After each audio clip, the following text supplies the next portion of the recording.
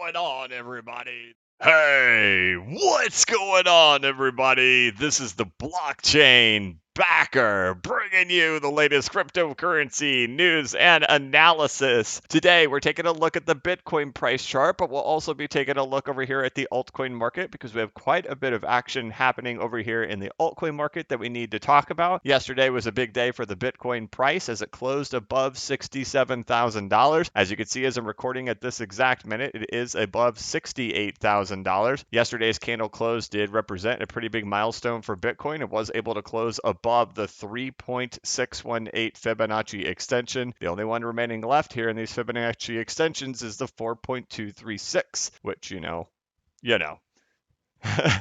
We've talked about it extensively about that. We won't beat a dead horse today, but we can also see it's getting very close to what super cycles have been previously for Bitcoin before. The thing that we've been looking for has been, when is the action going to show up in the altcoin market? As we all know, Ethereum has been reaching way up to these same extension levels as well. So the question's been, what's going to happen with the rest of them? Is this going to be a significant area where we see the action cool off in Bitcoin and the action cool off in Ethereum, and we start to see other altcoins start to take off? Well, looking on the right side of the screen, we can see who the top performers of the day are so far. You've got Litecoin, Ethereum Classic, Dash, Cardano, Bitcoin Cash, Zcash, 0x, EOS, having a big day over here in the altcoin market. And you can see after nearly a month of just kind of grinding sideways here for Litecoin, just in these last 2 days, big price action coming in here for Litecoin. And the breakout's really starting to happen in a lot of these with Bitcoin Cash, Dash, Ethereum Classic, Cardano, as the total altcoin market cap just continues to grind up higher and higher. Historically, in these types of moments, if this thesis is correct that the top of Bitcoin is coming in, then these altcoins tend to continue going even after Bitcoin sets in its top. So if Bitcoin is going to be setting its top up in here, a lot of times what we've seen historically in 2013 and 2017 is that even after that top comes in, a lot of these lagging altcoins will continue to go. So it doesn't mean that everything will. A lot of stuff has already gone way beyond all these extensions. Those things could get rotated out of, moved on from, but historically, the things that are really lagging behind will continue to go even after Bitcoin does put in its top. However, with the history that we have to work from, after Bitcoin kind of retraces in here and a true bear market sets in for Bitcoin, if that's what does happen, the altcoin market does go on with it. So it's something to take in mind that, at this point, if this is what's going to be happening, it does get to a point where we're all playing with fire. And that if Bitcoin does kind of break up and then do some type of big fallback down in this retracement in here, after we get through here, if Bitcoin starts really falling from here, that's the end game. The altcoin market tends to also go into a prolonged bear market with Bitcoin at this point. But what we've seen historically in 2017 and in 2013, so long as we're up here and Bitcoin's retracing up in these areas and bouncing around in here, a lot of the laggards will continue to party. But once this thing really gets set in motion, that's when the gig is up for the whole market. As we've discussed with the total market cap of all of crypto, with the rally prior to capitulating happening back in 2018, leading to a 4.236 extension pullback and breakout. You can see this breakout is starting to gain a little bit more momentum at this point. When we've looked at the history of these charts and how these things happen, these things can still give a little volatility in there before they go up. So I'm excited to see it going. It may be going, but I'm also aware that, as we're still near here, there could be some volatility around this moment still. One of the charts we've used as a reference point for that has been Litecoin from back in 2014, 15, 16, and 17, when we had this exact same phenomenon occur, and we could see how much volatility still occurred here, and we could see even a pullback down to test that all-time high came in at some point, which we haven't seen happen over here in the total market cap. So that volatility is still on my radar that could happen. We've been kind of living in this fairy tale dream lately. If you've noticed over the last couple of weeks, it's been almost like nearly every day has been pretty green. It's been pretty nice. But, as of course I'm sitting here on edge thinking, Bitcoin's top's going to be coming in pretty soon. Is there going to be some volatility? Am I going to falsely think, boom, that was it, that was the top? And I have to keep that in the back of my mind that, there could still be some point of volatility that happens in here that isn't exactly the marking of the top just yet. That some type of flasher could occur like that with a, 10 to 11% drawdown in the market that could happen really quick. And the higher this goes, the more that volatility could be, right? You get up higher, and then the percentages get bigger the higher it does it from. So I keep that in the back of my mind that that is normal for that to happen, for a back test of that region before it does fire up, or maybe it's already going, but I keep it in my mind that it's still there. So if it shows up, I'm not going to panic just yet. But these are the things I try to do, right? I try to stay a couple of steps ahead so that when things occur, I'm not reacting to those things occurring, but saying, all right, what was my plan in case they happened, right? So for me right now, it seems normal that a back test of that all-time high would occur at some point. And with the examples we have from the past, those things can happen pretty violently and pretty quickly. So I keep that in my mind. And it's just something to keep in mind that I've learned from experience as well, is that, okay, a lot of things are starting to get really interesting right now, right? When you see Litecoin starting to pull this type of move right here, and it's not just Litecoin, it's several of these altcoins suddenly doing it,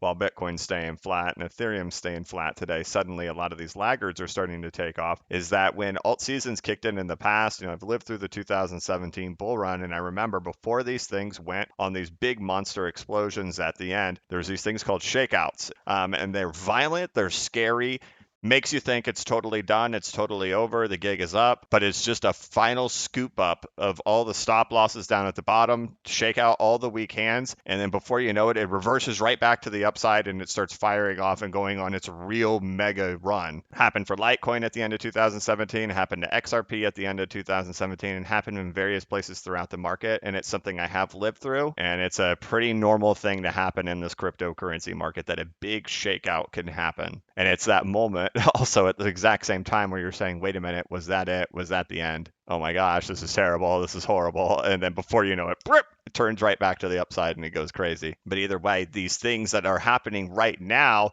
could be the early indications that we're getting ready to go. I like seeing this. I like seeing that, we're talking about Bitcoin coming up to its top. We're talking about Ethereum coming up to its top, waiting to see when the altcoin market's going to get firing off and the big rotation happens. And then suddenly now what's happening? Several of these laggards are just popping out all at once. So I'm excited to see this. It's early. It's hard to say, it's going, it's on its way. It's absolutely happening right now. There's not enough action. We have to wait and see. It's one of those things you kind of look back on hindsight, because hindsight is 2020, and how we all should have played our cards perfectly with hindsight, right? But Litecoin's the highest price it's been since back in mid-May, and after going sideways for all these weeks, now suddenly it's popping out at this exact moment. That's exciting to me. And if you're new to this market and you're like, why are we even talking about Litecoin? Who cares about Litecoin? Nobody talks about Litecoin.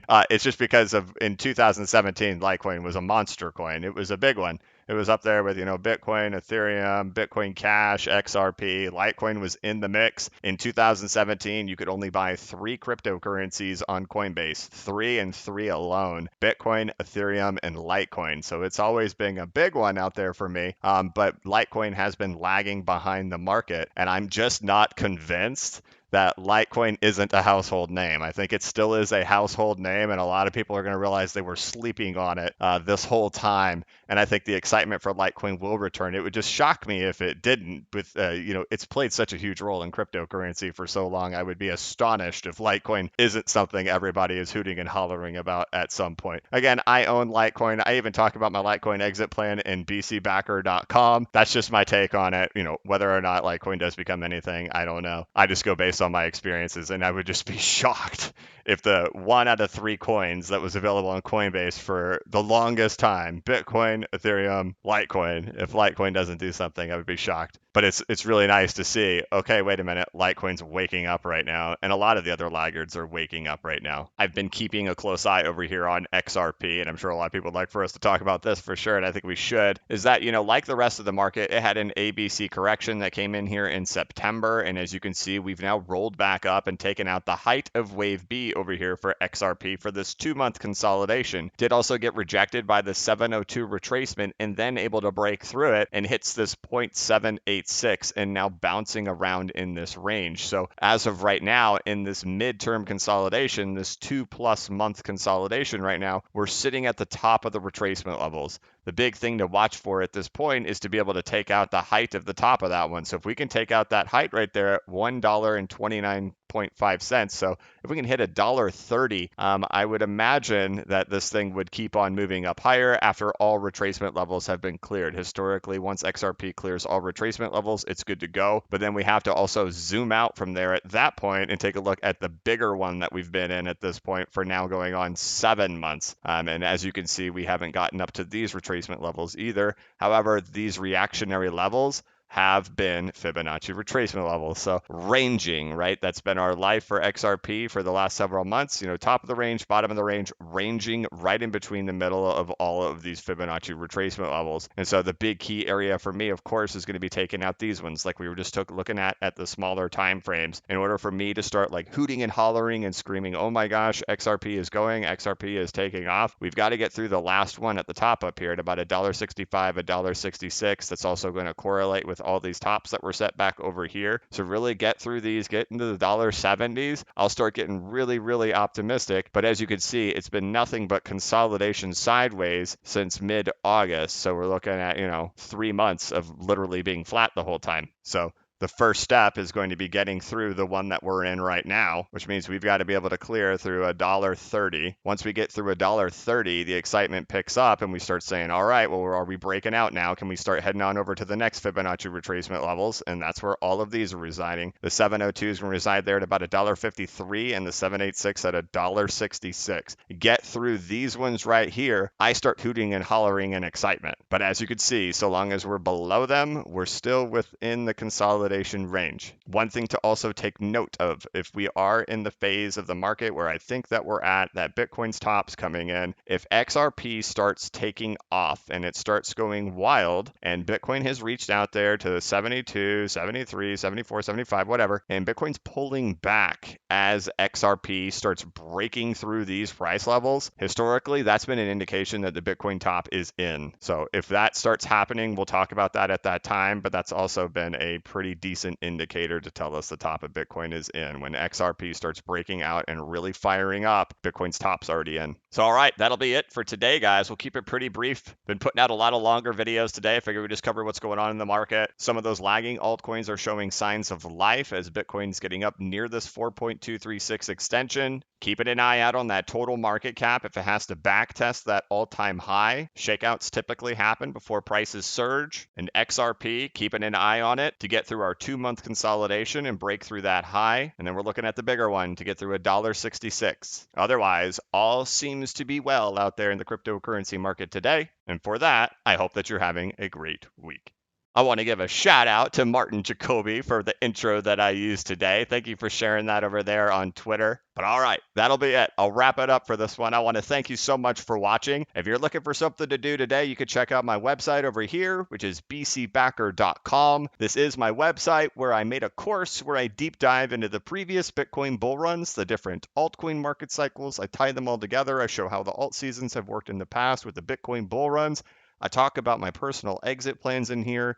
I also teach you how to set up your own charts and your own indicators within TradingView and CoinTrader Pro. And I also talk a lot about mathematics and percentages and why those are so important to me. I also do have some market updates in here. My most recent one was there on October 31st. That's available to anybody enrolled in the course and anybody who newly enrolls in the course. And you can check out all of this educational content over here on bcbacker.com. You can follow me over here on Twitter at bcbacker. And otherwise, I want to thank you so much for watching my channel. If you could, please like this video and give it a thumbs up. If you're new to the channel, please subscribe and hit the notification bell so you can be notified of when I create new content and when I go live. As always, this is not investment advice and I am not a financial advisor. But if you ever need a pick-me-up or a little bit of reassurance, just remember that the blockchain backers got your back. Have a good one.